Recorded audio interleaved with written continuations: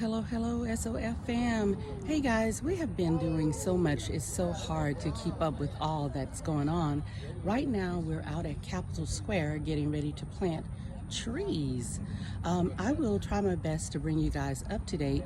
We have gone to greenhouses. We have visited Southern University's greenhouse, Clegg's greenhouse. When we were talking on the chapters about greenhouse management, we have done cover cropping and irrigation and just so much in the forestry program. So I'll try to bring you guys up to date as soon as I possibly can. We are here at Capitol Square, which is the East Baton Rouge Parish Housing Authority site. It's one of 8 that we have planned, that we've already planted that citrus trees, and we're going to be expanding our operations here as well, and hopefully getting some of the guilds that y'all been talking about there at the farm into some of these trees as well. So there's a lot of exciting things that are happening at the same time. Today we're going to be planting half the north side of Capitol Square, which is 23 trees. We'll be planting a total of 58 trees over the next couple of weeks with some other volunteers and whatnot. We have a mix of several fruit trees, but then also canopy trees. So with the fruit trees, obviously we have the juicy fruit, all of the local harvest that we can have, something that is like getting people to have conversations about where their food is coming from, and getting some local stuff happening just right here, where people can walk out of their door or go to the community center and walk by and pick a piece of fruit, which is a really exciting thing. Before us, we have a stick that is going to grow up to be a native persimmon,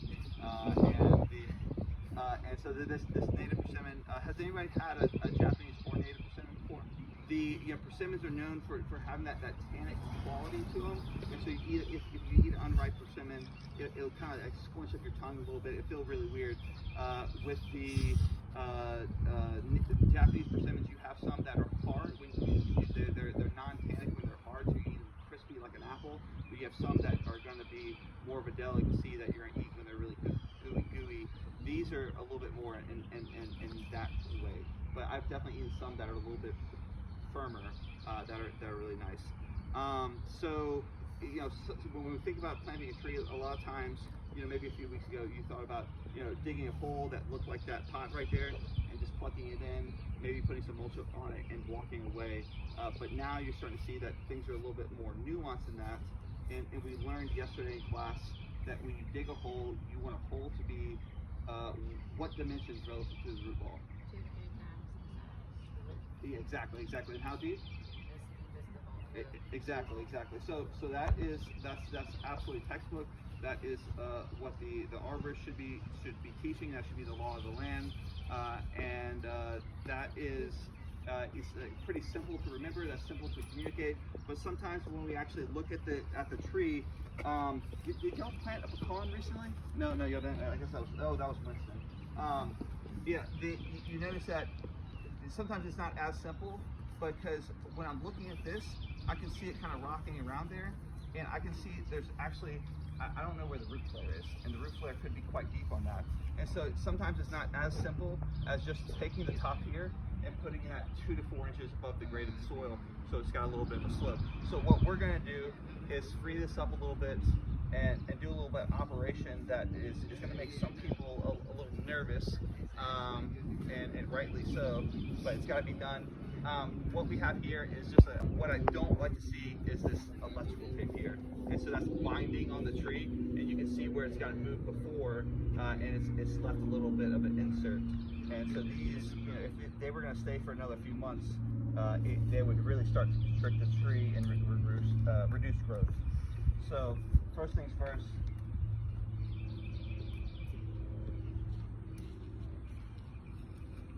And if y'all have any questions throughout, just ask me whatever. We got a little What bit. kind of persimmon tree? This is a native persimmon tree. So this is I thought about you when you said it. the Japanese persimmon trees are going to be a little bit shrubbier. They're going to be a little bit wider, and the native persimmon tree is going to be a little bit more narrow. It's going to grow upright. It's going to be more of a medium-sized tree. It's a lovely looking tree. It's a pretty good yard tree. Is that native as in like Louisiana or North America or? Both, yeah. So we're talking about native, we're talking about regionally. But when we talk about east of the Mississippi River, there's going to be a lot of consistencies from here all the way up to, you know, like Massachusetts or New York State. Like there's going to be a good bit of consistency. That's going to be something, if you look at a map, its native range is going to go all the way up. And so there are a lot of consistencies between the areas, but yeah, this is going to be both something that's native to here. You'll find this is a little bit more of an upland species, so you'll find it a little bit more in like St. Tammany Parish or in the West Felicianas. Something I think it's in a really great spot right here. And so we freed it, and now we're going to try to free it from its little problem. And what we see is it doesn't look too terribly root bound. Okay. However, you do see some of these girdling roots here, and that's something that we'll address in a second. But I guess the one concerning thing that I'm looking at is these are all really dark colored roots. When root hairs like that should be kind of a blonde color or a white color, and so that tells me that it's maybe been in this pot for a little bit too long. Maybe it's getting a little bit too much moisture, and it's slowing down in its growth. And so we are coming in at the right time. All this looks like nice, tender. It looks like it's about to pop for spring.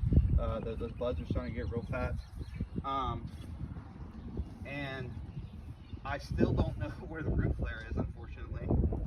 And so we're just gonna come in here and start pulling away. If we didn't, if that root ball was really tight and I couldn't just physically pull it apart, I'd use some of my tools. A lot of times I just stick with my hand pruners. Sometimes we have like mud saws that we can use on stuff like this, or hori-horis. Hori-horis are a little bit sharp for my liking, and they can start to damage some of the root a little bit. One thing we do is this is over the top. I know this is excessive, but yeah, this is just a little sawzall, reciprocating saw. We use these primarily on the larger trees that we see back here, and that's when you have a large root, a root ball that is kind of matted, and we can't. It would take us a long time to kind of go through all that. These are going to be something that our staff will primarily be using today. So just by shaving the top there, we found if a tree is planted too deeply, those roots are going to come out, and then they're going to start coming out, up. And then they'll start to girdle. I don't know exactly what the physiology of that is, but that is something that does happen with them.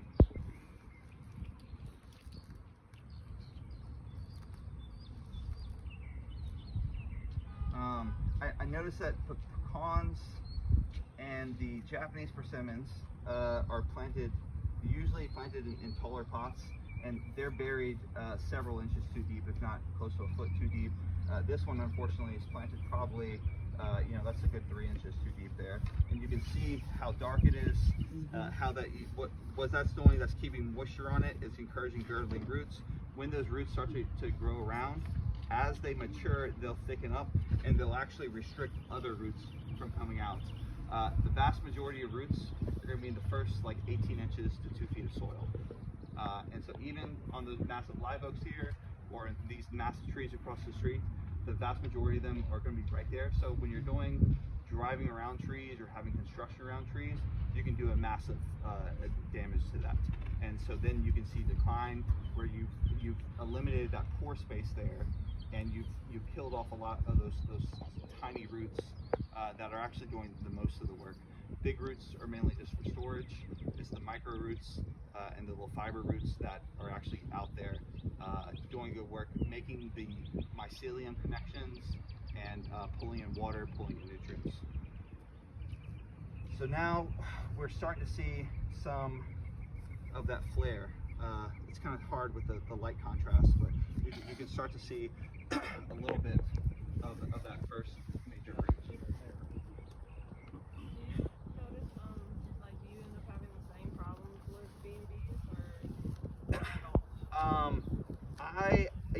We typically don't have as many of those problems with B&Bs. The problem is we don't have access to a ton of B&Bs. And there's, we can't get this species in a B&B at all. And honestly, even when we're trying to buy larger growing species like like oak trees, we're not seeing a lot of availability. For whatever reason, the nursery industry in Louisiana has stopped investing in B&B in a real way, and so now they're just pretty much going containerized, which is got a good shelf life, and yeah, it's pretty easy in a number of ways, but unfortunately you have a lot more root issues, and so now I've started to cut where that big root has come out, and it started to either come up like that, or it's starting to J-hook around the side. I'm just gonna come before it starts to turn and make a nice clean cut. You can even start to see a little bit of a darkening on that root there, where it was starting to die back a little bit. This tree's definitely lost a little bit. The roots have definitely lost a bit of their vigor. And so I've cut this one. This is a major root here. It's coming from this side. It went out, it turned, and then all of a sudden it just went around and basically went about 90-degree angle in the opposite direction. And so that's something that will definitely reduce root activity in the future. And we can see some of this matting still on the sides. We've already lost like a good quarter of the root ball, unfortunately. What is B&B? Balled and burlap, good question. It's basically field grown, and then they come, what they should do is come through periodically and just cut on the edges of them to make to like shorten those roots and make more fibrous root ball. What they probably just do is come through and use a tree spade, tree spades are kind of interesting, but you can get it on a tractor, a bobcat or something, and you basically have these giant blades that come in a cone shape and cut, and then you lift up, and then you can go and make a perfectly shaped cone hole somewhere else and just drop that hole in. That's more of a tree spade activity, but with ball and burlap, they basically take that and wrap it in burlap. That's letting the roots harden off, but you have to keep watering it or it'll dry out pretty quickly. It's a pretty tender thing, but it is a really good way to plant, especially large stuff. These roots, a lot of times they will go out on the sides, and so I just like to come in and get this corner off.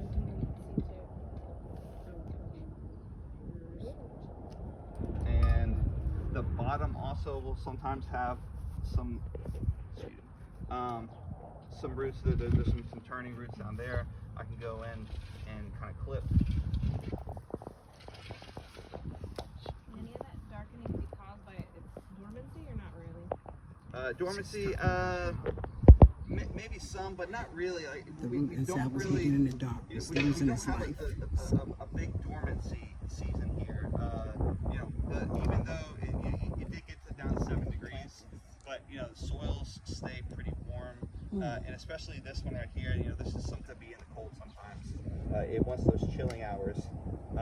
So I think it's more from like an overwatering or a poor potting mix or something, or I'm not exactly sure, but there's some issues happening that the roots aren't getting what they want. And then, so we've done that. We've addressed most of what's happening on the outside here. To see, sometimes you'll have some girdling roots right there at the base, but I'm not really seeing much. What I don't see is a big flare happening on this side. I see some nice flare on this 40% over here, but I'm not seeing a lot on this side, which is a little concerning, but sometimes you just can't do anything about that right now. There's a little bit of flare happening there. If there's not flare happening, oftentimes there's girdling roots somewhere in there, reducing the ability. Yes, sir. Will newer roots come in a better, like it will be lighter in color? Absolutely. And so what we did, we clipped back dead and dying roots or girdling roots, and with the hopes that once we get this planted, that's going to be a good point of new growth. And so a lot of hormones are going to go in that direction, and you should get nice fibrous new roots growing in the right direction, not constricted by a pot or anything once they go in the ground. Yeah. Because I looked at that originally and I was like, wow, that looks too far gone. This is when you first pulled it out. Yeah. This is pretty much par for the course. What I do see that I like is everything that's happening on top. All this wood, there's no lichen on it. You know, lichen is a sign that there's a slowing of growth, so you will see it on mature trees, but you shouldn't see it on young trees like this. It's all like young tender. You can see like almost a little iridescence, especially up near the tips, and the buds look fat and healthy and look like they're about to make some leaves. And whenever y'all come back, once they, oh, that's sad. I just noticed that. What did you notice? A break.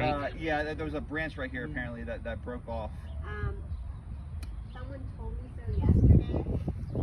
How we were placing it in the truck. Where are you? There she is. She's like, don't put it down like that. That branch is gonna break. She's right. Pay her more. So again, so right now it's got a little bit of a lean, and we want to make sure that it's about 2 to 4 inches above the grade of the soil, and that's a good tester. And I think that the height-wise looks pretty good to me. You could even come in here a little bit. I don't want to encourage soil compaction, but right below the root ball is not bad, because that's going to settle anyway. And so we just want to make sure that the tree is planted in the way that we want it planted before it starts to settle. Everything else, I may give it a little pat, but everything else looks pretty good. All this kush stuff, I want to go, I don't want to put it directly into the planting hole, because that's going to create a little bit of a living, like a, what do they call it? Like a perch water table, where it would recruit water faster than the surrounding soil, so you could have a little bit of a kind of a fishbowl happening. So what I'm gonna do, I'm gonna finish up, put this on, and I'm gonna finish up by putting it on the top under mulch.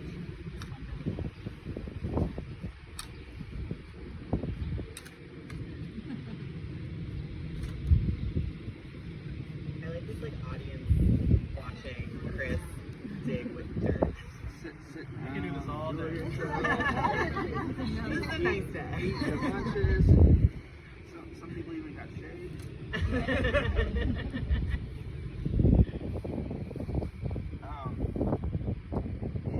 you give me a rake, please? No hands on the hole with this tool. Empty. You take all the risks you want. Amelia. We have clean. Thanks, sir. Enough? Rakes? I don't know, I think we have 3. We have 3, yeah. So people are gonna have to share some rakes. We're gonna break down kind of teams of 2 or 3, and so there won't be about 6 groups or so. Now we can get in here and break them apart. Yeah, absolutely. Please do. Yeah, this should just be scraps. That goes back on top. All this is what we want. I think this will get us. Yeah, I think that's just scraps. There's just maybe a little bit of soil in there. Mud pie truck. Keep saying that. I was trying to think of it. I don't know. The girl said mud. What? Okay, y'all done a fantastic job. Let me. I'm just gonna finish this off with a rake.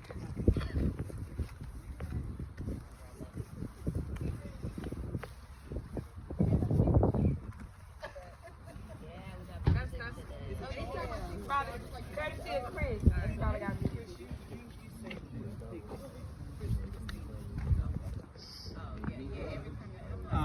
Okay, so once we get the soil on and get the mulch on, we're gonna wait to do the mulch on this one until we're kind of doing everything at once. But basically, we just want to make sure that we re-expose that trunk layer there. Make sure we haven't piled mulch or soil back on. I've topped it with what came out of the pot as a little organic top dressing.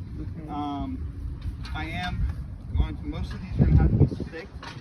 Like right now, this one seems pretty stable, but once it gets its solar panels on, they're gonna start whipping the wind a little bit. So what I'm gonna do, I'm gonna put the stake in.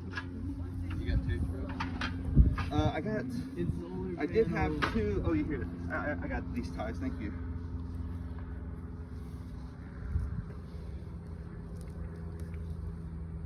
And we just need 2 of these little ties. These are made specifically for this purpose. And so they can go in the small ones. Maybe they can't go in the larger ones, unfortunately. How tight are they all? Tighter than we want them to be. Okay. There's pink tape in there. Yeah, we got tape. We'll use the white tape. So all we need on most of these is 2 ties. Sometimes for the larger ones you'll get 3 ties. So I'm gonna come back and put another piece of tape right here, which is already kind of close. And I have it a little bit away from the base of the trunk, if possible. So basically, with branches, you want them to be less than 1/3 the width of the trunk or the attaching branch. And so right now, this one right here is getting to be a little bit closer to 1/2, and this one's a little bit further behind, but is a little bit more of what we want. All we're gonna have to do now is we're gonna slow them down a little bit, and so we're just gonna make what's called a reduction cut. Come back to a bud, and so this bud is going in this direction.